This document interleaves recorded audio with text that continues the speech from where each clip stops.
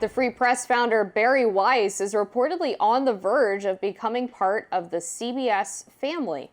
The CEO of the network's parent company, Paramount, David Ellison, has been in talks with Weiss to acquire her outlet for over a year, and the deal is said to be accelerating, according to Puck News' Dylan Byers. Now, the acquisition is expected to be pricey, north of $100 million per Byers, eclipsing the Free Press's $15 million annual subscription revenue. Now, Byers reports that Weiss, a former New York Timer, is set to score a role at CBS News. Whether or not her pro-Israel and anti-woke worldview had anything to do with the acquisition is unclear, but as Byers suggested, it could ruffle feathers in the CBS newsroom.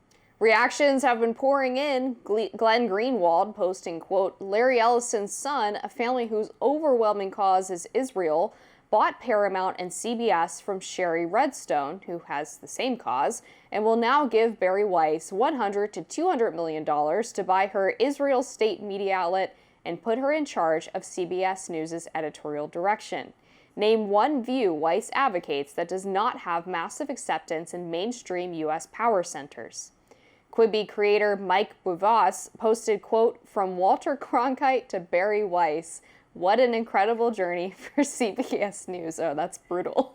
I actually have a surprising perspective here. I'm sure the viewers might be surprised, but I'm actually happy for Bari Weiss. I think I relate to the story of the person who's just, get it out the mud, kind of build it yourself and do it yourself. It's always been my way. I haven't had a traditional career path on like, oh, go to this local station, then go to this local station. I've just been like, okay, I'm going to create things, do things, get my hands dirty, build my production company. These are all things that I do. So what she did is step away from an outlet, which was the New York Times, that she didn't feel was allowing her voice to flourish or the voices of people that were like-minded to her when she was an opinion writer. And she went on and built her own thing where she certainly made a lot more than she made at the New York Times, and has built a currency and an ecosystem for so many others to thrive and live. CBS News is not doing amazingly in ratings. It's actually third in line after ABC and NBC, and it just needs some new direction. I think mainstream media, when you think about it, and I could talk about it personally, when I look at an influencer and somebody who, even if they're, let's say, a political influencer, the salary that they're making, the currency and ecosystem they've been able to build on their own, sometimes is even enviable to me, who's worked in TV for a long time. It's like, okay, this outside space has to be acknowledged and recognized as powerful, sustainable in the future, and get on board. And a lot of times these older media networks like to push people to the side, but it's nice to see somebody like Bari Weiss being embraced. Now, whether her perspective on Israel is something you agree with, that's arguable. But also, just because she has a perspective, hopefully because knowing how she felt at the New York Times, she won't stifle other voices that may feel like her. There's probably somebody brilliant, powerful, and smart that has a lot to say about Gaza that she should bring to the table, or a multitude of subjects. And if she really stands by what she left the New York Times for, this is a brilliant opportunity for her to go in and make something that was old and washed up and people are over it new again. I think those are all really great points. It's unquestionable that the Free Press has quickly grown to a very influential news outlet. She has a ton of employees. They're obviously making a ton of money off subscriptions. And on occasion, I'm very impressed by their reporting. I do think it's an interesting sort of butterfly effect situation where because the New York Times was angry that they published an op-ed from Tom Cotton calling for sending the National Guard in the summer of 2020, we now might have Bari Weiss leading the editorial direction of CBS News. Like, the chain of events to get from there to there is insane. I do take Glenn's point about her positions on Israel. I do hope that if she were to take over CBS's news division, that she would allow differing perspectives to be shared there. I get frustrated sometimes with the sort of former liberals or former progressives who turn on liberalism because of some of the woke social stances or the progressive social stances, but then are basically just in line with the establishment on everything else. I remember she did this Joe Rogan Experience podcast where she went on there and started calling Tulsi Gabbard a toady for Russia. And Joe was like, well, what do you mean by that? Like, what did she do? And she was like, well, I don't know. That's just what people say. And so I'm just a little skeptical of how informed she is and how much she actually gives credence to independent voices that have sort of countercultural takes on major issues outside of things like Cracker Barrel's logo, Yeah. or or boys and girls sports. Like, what else? Where does she stand on some of the other important cultural and political issues of our time? But at the same time, like, do I think she'll be better than whoever's leading the CBS newsroom now? Yeah, probably. Yeah, I think so. I was reading that David Ellison, who is now the CEO there and in the position of power, went to CBS News first last week to go meet the entire news team and start there before he met. Paramount and now Skydance own a bunch of properties that are probably more lucrative at this point than CBS News. Mm-hmm. But he made that his first stop as the new leader and saying, this is important to me to continue going.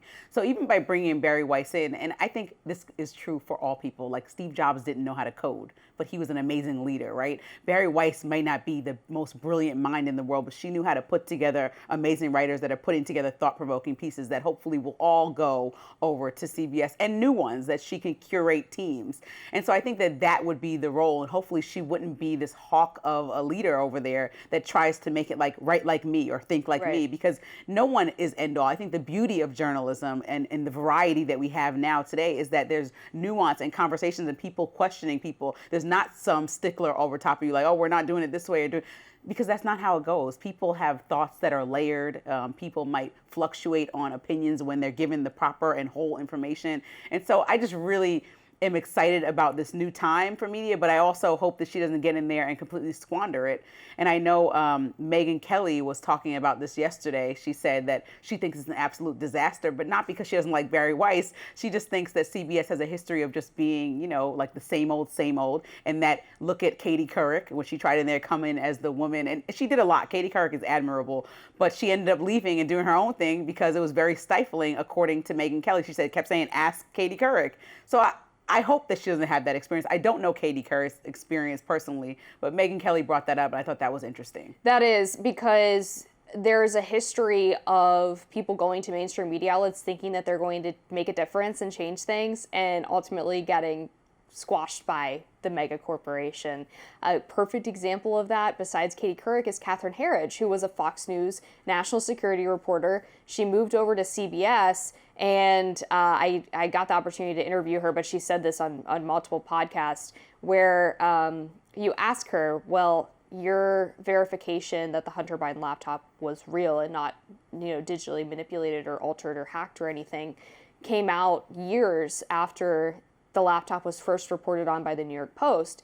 And she won't outright say that CBS wouldn't allow her to work on the story, but she'll say, I have a reputation for being fast and fair. Yes. So it's implied. And then also when she was let go from CBS, they tried to seize her source materials and locked her out of her office. Oh, wow. And it was only after, I believe, she either threatened to sue or did sue that they were willing to give those materials back. So a tiger doesn't change its stripes that quickly. I do think we should be a little bit skeptical, certainly until we at least see the nature of the deal if it does materialize. And also I'm curious whether the Free Press will stand as its own entity that is under the umbrella of CBS News, or whether their reporting will be folded into the larger broadsheet. Right. When you said that, and I know we have to go soon, but I thought about Mehdi Hasan too. Like he Sure. brought his talents to MSNBC and then quickly left. And probably his platform now, I would argue, is going to bring him much more, not only eyeballs, but wealth and all those things as he builds like his own kind of Young Turks empire over there, which I know is going to be a long process, but you're seeing him start to gain traction. Like major outlets, major shows are picking up things that he's saying or writing or doing. And so I think that's how a lot of journalists or commentators are starting to feel, like if they're getting like this unspoken directive, which I'm not sure that he said flat out that he was, but it was very much insinuated that he wasn't able to speak freely how he felt about the Israel-Gaza conflict. That made him, incentivized him to go out and start his own thing. Right. And a lot of people feel that way. All right. Senator Tim Kaine drew fire from Republicans for his comments at a Senate hearing yesterday. We have more on that next. Stick around.